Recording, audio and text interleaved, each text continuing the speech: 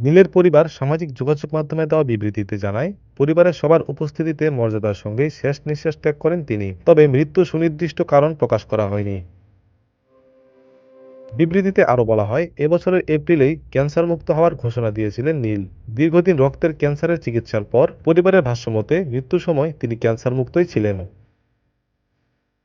১৯৯৩ সালে Steven স্পিলবার্গের Jurassic park সিনেমায় জীবাশ্মবিদ doctor Alan গ্রের চরিত্রে অভিনয় করে আন্তর্জাতিক খ্যাতি পান স্যাম নীল। পরবর্তী সিকুয়েলগুলোতেও একই চরিত্রে ফিরে আসেন তিনি। নিউজিল্যান্ডের প্রধানমন্ত্রী ক্রিস্টোফার লাকসন তাকে দেশের চলচ্চিত্র শিল্পের অন্যতম সেরা প্রতিনিধি হিসেবে আখ্যায়িত করেন। অন্যদিকে অস্ট্রেলিয়ার প্রধানমন্ত্রী অ্যান্থনি আলবাজনি বলেন, অসুস্থতার বিরুদ্ধে লড়াইয়েও তার মধ্যে দেখা গেছে একই মর্যাদা ও রসবোধ, যা তার অভিনয়েও ফুটে উঠত।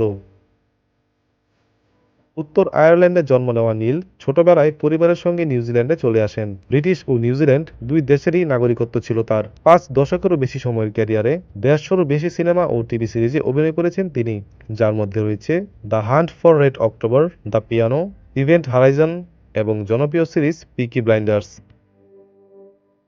অভিনয় অবদানের জন্য ১৯৯১ সালে তাকে officer of the order of the British empire সম্মাননা দেওয়া হয়। আর ২০২২ সালে অংশগ্রহণ করেন নাইটহুড উপাধি। তিনি রেখে গেছেন ৪ সন্তান ও ৮ নাতি-নাতনি। ATV USA entertainment desk. ATV USA, বিশ্বজুড়ে বাঙালিয়ানা।